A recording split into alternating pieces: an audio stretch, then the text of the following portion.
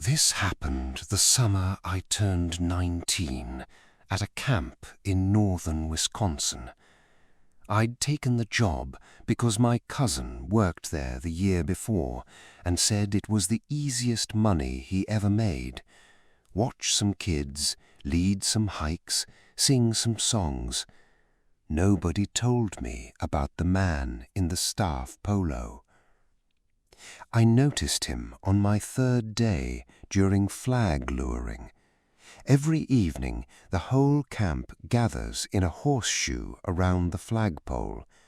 Counselors stand behind their cabin's kids.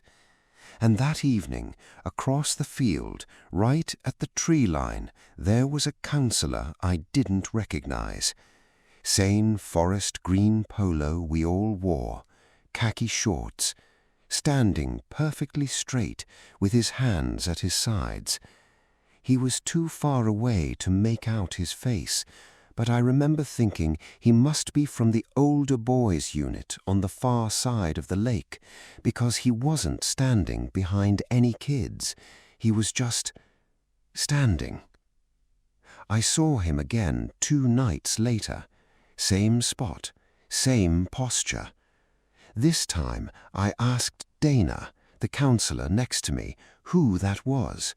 She looked right where I was pointing and said, "Who?" And I know how that sounds, but I don't think she was messing with me, because when I looked back, he was gone. The tree line was maybe 80 yards away.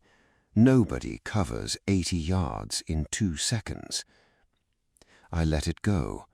You'd be amazed what you can talk yourself out of when you're getting paid $200 a week. Then came the night rounds. Every counselor pulls twice a week. You walk the cabin loop between 11 and midnight. Make sure no kids are sneaking out. Flashlight sweep, that's it.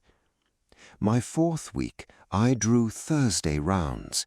It had rained that afternoon, and the whole camp smelled like wet pine. I was coming up the path behind cabin 6, the youngest boys, 8 and 9-year-olds, when my flashlight caught the green polo. He was standing at the back window of cabin 6, right up against the glass, and his hand was raised, one finger out, moving slowly left to right. It took me a second to understand what I was seeing. He was counting the beds, counting the kids. I said, "Hey, can I help you?" loud as I could manage, and the finger stopped. He didn't turn around, he just went still, the way a spider goes still when you turn on a light. And then he tilted his head, not toward me, but toward the window, like he was pressing his ear to the glass, like he was listening to them breathe. I want to tell you I did something brave. What I actually did was run to the staff lodge and wake up Gary, the camp director. By the time we got back to cabin 6, there was no one there, every kid asleep. But in the mud under that back window, there were footprints, bare footprints.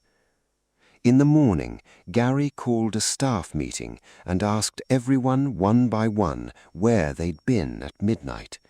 Everyone was accounted for. Then he pulled me aside and asked me to describe the man again, and when I mentioned the polo, his face did something I've never seen an adult's face do. He asked if I was sure about the color.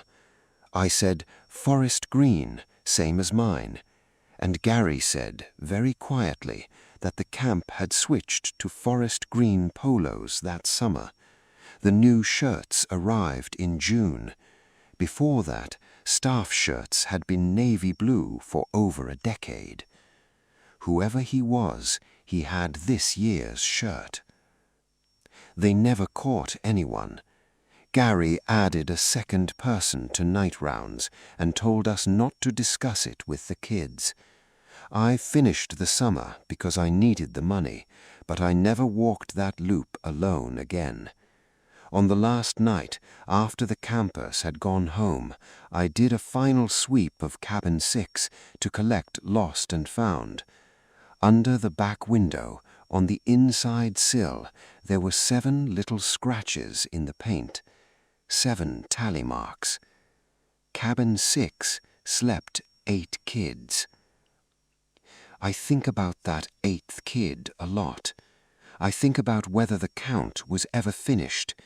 And every summer, when I see camp flyers go up around town, I think about a man standing at a tree line in a brand new staff polo, waiting for someone to hand him a clipboard and a cabin full of children. And I wonder how many camps he stood outside of before someone finally noticed he wasn't standing behind any kids.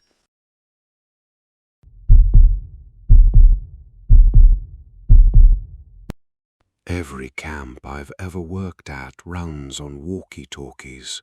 Cell service is always garbage out there, so the radios are your lifeline. One channel for general staff chatter, one for maintenance, and one channel that's supposed to stay clear for emergencies. At the camp where this happened, that was channel 3. 2 summers ago, in the Adirondacks. I was 22, senior counselor, which meant I carried a radio everywhere, even to bed. The first call came at 1:40 in the morning, 8 days into the season. 3 short bursts of static, and then Marcus's voice. Marcus was our head counselor, raspy voice, slight southern drawl, impossible to mistake. He said, "Hey, I need you down at the boathouse. Don't wake anybody. Come alone." I was half asleep, so it took me a minute to register the weird part. The call had come in on channel 3, the emergency channel, but he'd said don't wake anybody, and if it was an emergency, why would he care? I keyed the radio and asked what was going on. Nothing. I asked again. Static. So I put on my shoes and was actually reaching for the cabin door when the radio crackled one more time and Marcus's voice said, "Hey, I need you down at the boathouse. Don't wake anybody. Come alone." The exact same words, the exact same rhythm, not like a man repeating himself, like a recording being played twice. I didn't go. I sat on my bunk with the radio in my lap until the sun came up, and at breakfast I found Marcus and asked him about it. He stared at me like I'd grown a second head. He'd been asleep by 11. His radio had been charging in the staff office all night. I checked, and it was still there on the dock, plugged in, dead as a brick. Whoever called me, it wasn't him, but it was his voice. I'd bet my life on it. We told the director, who figured some kid in town had a radio scanner and was pranking us. Fine, plausible, except our radios were short range, a couple miles at best, and the nearest town was 11 miles away. For a prank like that, someone would have to be close, inside the camp or just past the fence.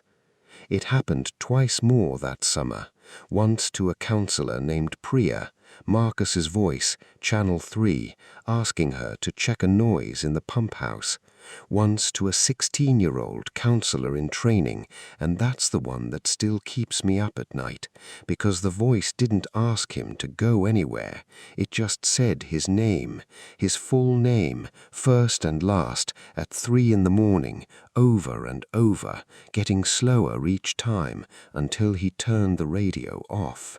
Here's the thing about camp radios that most people don't know. The channels aren't private. Anyone with the same cheap hardware can listen for weeks, learn the names, learn who's on shift, learn a voice well enough to wear it. The police came out, took a report, walked the fence line, found nothing. The director quietly bought new radios with different frequencies, and for the last 3 weeks of camp, Channel 3 stayed silent.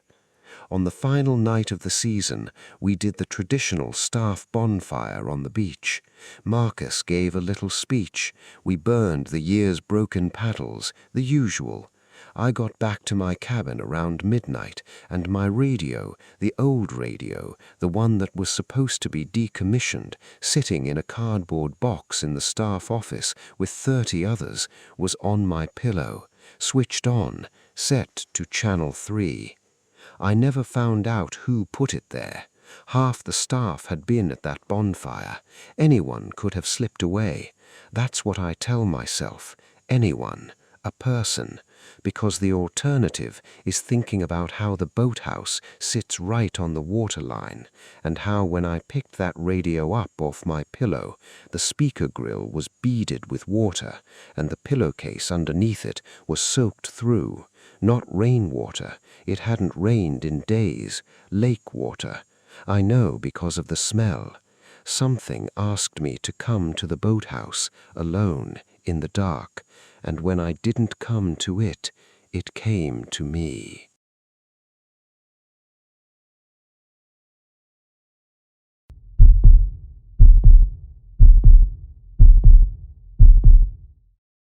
This is the one I've never told anyone in full, because for a long time I felt responsible. I was 20, working at a small church camp in Tennessee. 100 kids, maybe 15 staff members, cabins scattered through a hollow between two ridges. Beautiful place, the kind of remote where the trees swallow every sound. There was a kid in my cabin that session. I'll call him Eli.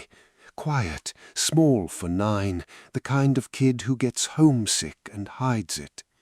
Every day after lunch we had rest hour, when the kids had to stay on their bunks, read, write letters, nap. During rest hour on the 4th day, Eli raised his hand like he was in school and asked me if the man in the trees was a counselor. I asked what man. Eli pointed out the window, up the ridge, and said, "The waving man. He waves at me during rest hour. I wave back so he doesn't feel sad." There was nobody on the ridge, just trees. I told him it was probably a trick of the light, branches moving, and he shrugged and went back to his comic book. Kids say strange things all the time. You'd go crazy chasing every one. But the next day, at rest hour, I made a point of watching Eli. And at some point he looked out the window, up at the ridge, and gave a little wave. I looked where he was looking. I stared until my eyes watered. Nothing, just the green wall of the woods. When I asked him about it, he seemed confused that I couldn't see it.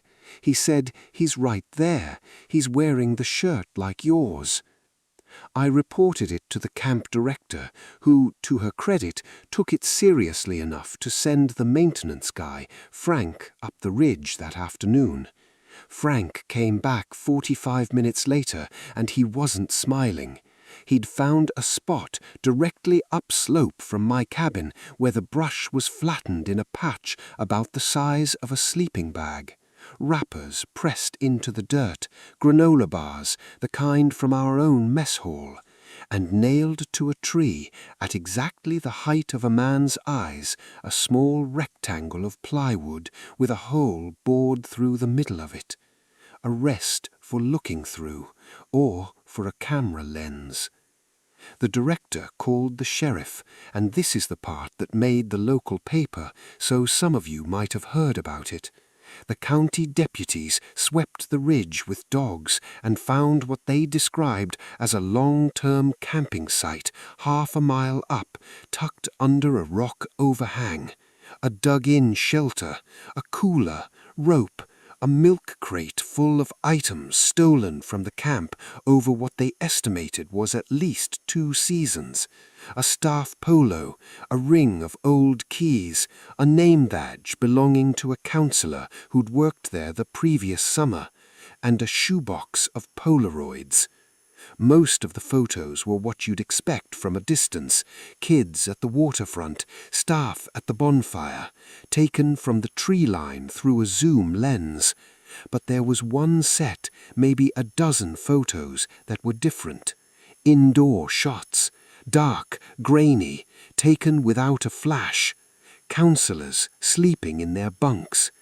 The deputy who interviewed me laid one of them on the table face down and asked me to confirm where I slept, which bunk, which cabin, which side. Then he turned it over. It was me, asleep on my back, mouth open, maybe 4 feet from the camera. Whoever took it had been standing inside my cabin at the foot of my bed. And here's the detail I can't get rid of. I slept with the cabin door hooked shut from the inside every single night, which means he didn't come in while I was asleep. He was already inside when I locked it. They never caught him. The dogs tracked a scent 2 miles to a logging road and lost it. The camp finished out the summer with hired security and closed for good the following year, officially for budget reasons. Eli's parents pulled him out the day the deputies came, and I never got to say goodbye, but I've thought about him every summer since.